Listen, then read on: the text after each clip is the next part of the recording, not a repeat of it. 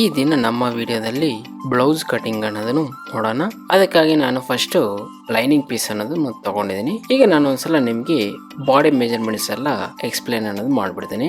Blouse length ಬಂದಿದ್ದೇನ 13.5 ಇಂಚು, chest ಬಂದಿದ್ದೇನ 32 ಇಂಚು, waste 26 ಇಂಚು, sleeve length 10 ಇಂಚು, shoulder 13 ಇಂಚು. ಈ ಮೆಜರ್ಮೆಂಟ್ಗಳಿಂದ ನಾನೀಗ blouse ಅನ್ನೋದು ಕಟಿಂಗ್ ಅನ್ನೋದು ಮಾಡ್ತೀನಿ. ಈಗ ಫಸ್ಟ್ ಬಂದಿದ್ದೇನ ಚೆಸ್ಟ್ ಮೆಜರ್ಮೆಂಟ್ 32 ಇಂಚ್ ಇತ್ತಲ್ವಾ, ನಾನೀಗ ಟೇಪ್ ತಗೊಂಡಿದ್ದೇನ 32ನೇ 4 ಭಾಗ ಅನ್ನೋದು ಮಾಡ್ಕೊಂತೀನಿ. ಅದರಲ್ಲಿ ಅರ್ಧ ಬಂದಿದ್ದೇನ 16 ಇಂಚು, ಅದರಲ್ಲಿ ಅರ್ಧ ಬಂದಿದ್ದೇನ 8 ಇಂಚು. ಈಗ 1.5 ಇಂಚಿ ಪ್ಲಸ್ ಅನ್ನೋದು ಮಾಡ್ಕೋರಿ. ಈಗ ಬರ್ತೋರ್ಸ್ತೀನಿ ನೋಡಿ, ಟೋಟಲ್ ನಮಗೆ 9.5 ಇಂಚ್ ಅನ್ನೋದು ಆಗುತ್ತೆ. ಈಗ ಫಸ್ಟ್ ಬಂದಿದ್ದೇನ ನಾನು 9.5 ಇಂಚಿಗೆ ಒಂದು ಮಾರ್ಕ್ ಅನ್ನೋದು ಮಾಡ್ಕೊಬಿಡ್ತೀನಿ. ಈ ಮಾರ್ಕ್ ಆದಮೇಲೆ ಕರೆಕ್ಟಾಗಿ ಅಲ್ಲಿಗೆ ಫೋಲ್ಡಿಂಗ್ ಅನ್ನೋದು ಮಾಡ್ಕೊಂಡಿದ್ದೇನ ನಾನು ಐರನ್ ಅನ್ನೋದು ಮಾಡ್ಕೊತೀನಿ. ನಾನು ನಿಮ್ಗೆ ಇಲ್ಲಿ ಲೈನಿಂಗ್ ಮಾತ್ರ ಕಟಿಂಗ್ ಮಾಡಿ ತೋರಿಸ್ತೀನಿ. ಈ ಕಟಿಂಗ್ ಬಂದಿದ್ದೇನ 4 ಡಾಟ್ ಬ್ಲೌಸು. ಇದರಲ್ಲಿ ಫ್ರಂಟ್ ಟು ಬ್ಯಾಕು ಎರಡು ಒಟ್ಟಿಗೆ ಅನ್ನೋದು ಕಟಿಂಗ್ ಅನ್ನೋದು ಆಗ್ಬಿಡ್ತದೆ. ಓಕೆ, ಈಗ ಐರನ್ ಮಾಡ್ಕೊಂಡಾದ್ಮೇಲೆ ಒಂದ್ಸಲ ಇದು ವಿಡ್ತ್ ಕರೆಕ್ಟ್ ಆಗಿದೆಯಲ್ಲ ಅಂತ ಒಂದ್ಸಲ ಚೆಕ್ ಮಾಡ್ಕೊಂಡಿದ್ದೇನೆ. ನಾನು ಕಟಿಂಗ್ ಅನ್ನೋದು ಮಾಡ್ಕೊಬಿಡ್ತೀನಿ.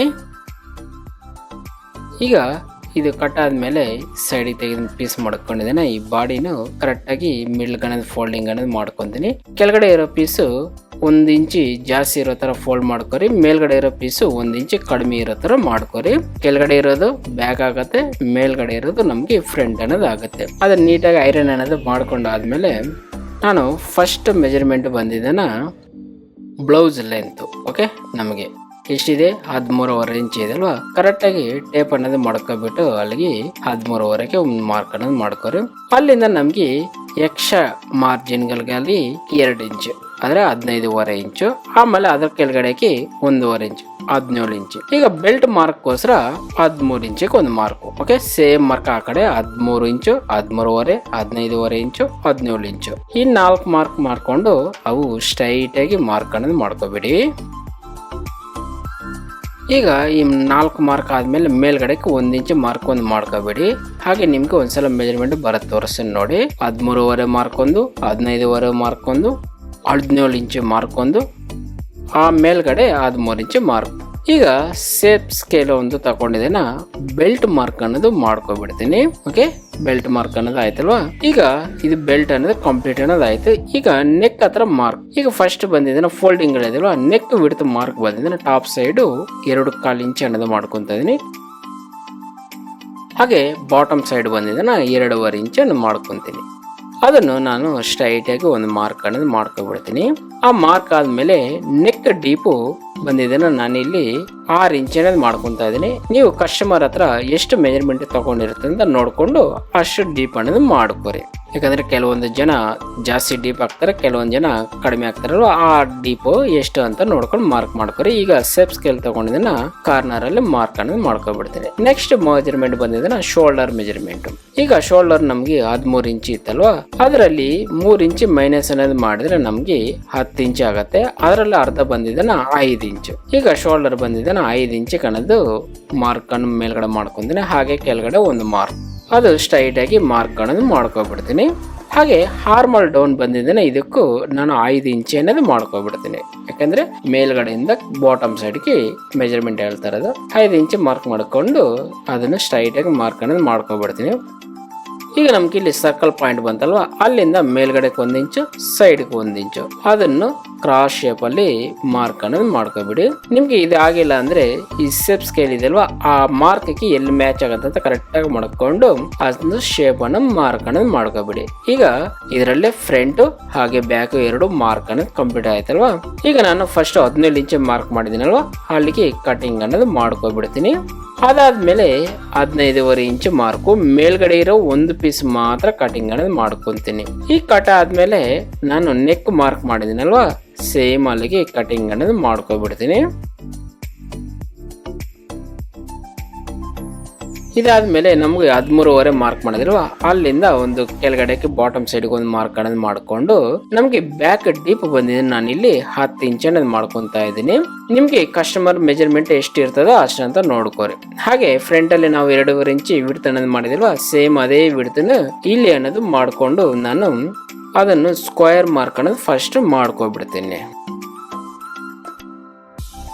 ಈ ಸ್ಕ್ವೇರ್ ಮಾರ್ಕ್ ಆದ್ಮೇಲೆ ಸೇಮ್ ನಮ್ಗೆ ರೌಂಡ್ ಶೇಪ್ ಹೇಗ್ ಬೇಕು ಅನ್ನೋದನ್ನು ನೋಡ್ಕೊಂಡು ರೌಂಡ್ ಶೇಪ್ ಅನ್ನೋದು ಮಾಡ್ಕೋರಿ. ಇಲ್ಲಿ ನಿಮ್ಗೆ ಈ ನೆಕ್ ಶೇಪ್ ಗಳಲ್ಲಿ ಹಲವಾರು ರೀತಿ ಬರ್ತದೆ. ಅದಕ್ಕೆ ನಾನು ಇದಕ್ಕೆ ಮುಂಚೆ ಬರೋ ವಿಡಿಯೋಗಳಲ್ಲಿ ನಾನು ತಿಳಿಸ್ಕೊಡ್ತೀನಿ. ನಾನು ಫಸ್ಟ್ ಈಗ ನಿಮ್ಗೆ ರೌಂಡ್ ನೆಕ್ ಅಲ್ಲಿ ತೋರಿಸ್ಕೊಡ್ತೀನಿ. ನೆಕ್ಸ್ಟ್ ಅಪ್ಡೇಟ್ ಅಲ್ಲಿ ನಿಮ್ಗೆ ಎಲ್ಲ ಅವನ್ನೆಲ್ಲ ಕಳಿಸ್ಕೊಡ್ತೀನಿ. ಓಕೆ, ಈಗ ಶೇಪ್ ಸ್ಕೇಲ್ ತಗೊಂಡು ರೌಂಡ್ ಮಾರ್ಕ್ ಮಾಡ್ಕೊಂಡಿದ್ದೀನಿ. ನೆಕ್ ಅನ್ನೋದು ಕಟಿಂಗ್ ಅನ್ನೋದು ಮಾಡ್ಕೊಬಿಡ್ತೀನಿ. ಈಗ ಬ್ಯಾಕ್ ಸೈಡ್ ನೆಕ್ ಅನ್ನೋದು ಕಟ್ ಆಯ್ತಲ್ವಾ, ಹಾಗೆ ಫ್ರಂಟ್ ಅನ್ನು ಎಲ್ಲ ಲೆವೆಲ್ ಆಗಿ ಮಾಡ್ಕೊಂಡಿದ್ದೇನೆ. ನಾನು ಆರ್ಮಲ್ ಸೈಡ್ ಮೇಲ್ಗಡೆ ಸ್ವಲ್ಪ ಓಪನ್ ಮಾಡಿಬಿಟ್ಟು ಫ್ರಂಟ್ ಪೀಸ್ ಮಾತ್ರ 2 ಲೇಯರ್ ತಗೊಂಡಿದ್ದೇನೆ. ನಾವು ಮಾರ್ಕ್ ಮಾಡಿದ್ದೀನಿ ನೋಡಿ, ಆ ಮಾರ್ಕ್ ಗಾನೆ ಕಟಿಂಗ್ ಅನ್ನೋದು ಮಾಡ್ಕೊಬಿಡಿ. ಅದು ಕಟ್ ಆದ್ಮೇಲೆ ನಮ್ಗೆ ಶೇಪ್ ಸೈಡ್ ಅಲ್ಲಿ ಒಂದು ಅರ್ಧ ಇಂಚ್ ಕಾಣಿಸೋದ್ರ ಬ್ಯಾಕ್ ಸೈಡ್ ಮಾರ್ಕ್ ಅನ್ನೋದು ಮಾಡ್ಕೊಂಡಿದ್ದೇನೆ.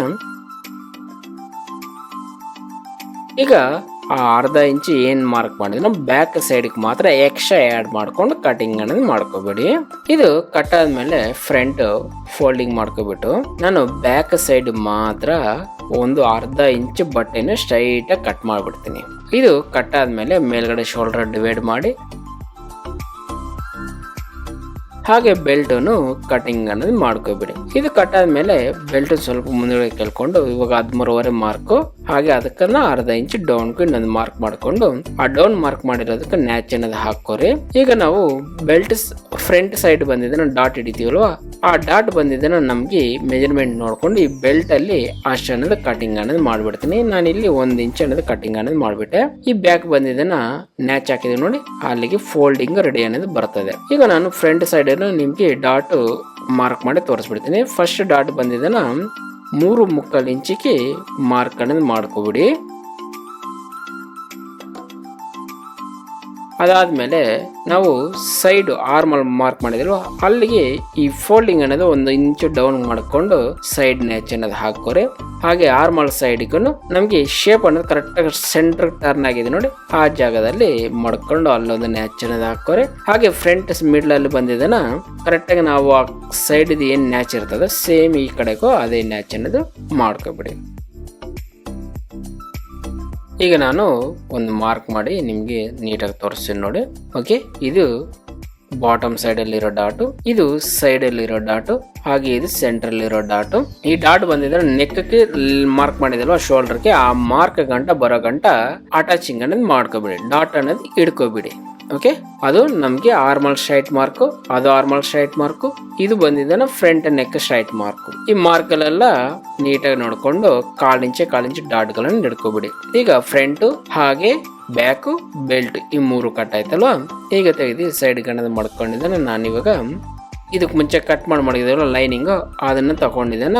ನಾನೀಗ ಸ್ಲೀವ್ ಅನ್ನೋದು ಕಟಿಂಗ್ ಅನ್ನೋದು ಮಾಡ್ಕೊಂತೀನಿ. ಅದಕ್ಕೆ ಸೆಂಟರ್ ಫೋಲ್ಡಿಂಗ್ ಅನ್ನೋದು ಮಾಡ್ಕೊಂಡು ಮತ್ತೆ ಅದನ್ನು ಮತ್ತೆ ಸೆಂಟರ್ ಫೋಲ್ಡಿಂಗ್ ಅನ್ನೋದು ಮಾಡ್ಕೊಂಡಿದ್ರೆ ನಮ್ಗೆ 2 ಸ್ಲೀವ್ ಒಂದೇ ಸಲ ಅನ್ನೋದು ಕಟಿಂಗ್ ಅನ್ನೋದು ಆಗ್ಬಿಡ್ತದೆ. ಈಗ ಫಸ್ಟ್ ಸ್ಟ್ರೈಟ್ ಆಗಿ ಒಂದು ಮಾರ್ಕ್ ಮಾಡ್ಕೊಂಡು ಅದನ್ನು ಕಟ್ ಮಾಡಿ ತೆಗೆದು ಬಿಡ್ತೀನಿ. ಯಾಕಂದ್ರೆ ಅದು ನಮ್ಗೆ ಲೈನಿಂಗ್ ಎಲ್ಲ ಸ್ಟ್ರೈಟ್ ಆಗಿ ಬರ್ಬೇಕಲ್ವ, ಒಂದೇ ಲೈನ್ ಹಂಗದಕ್ಕಾಗಿ.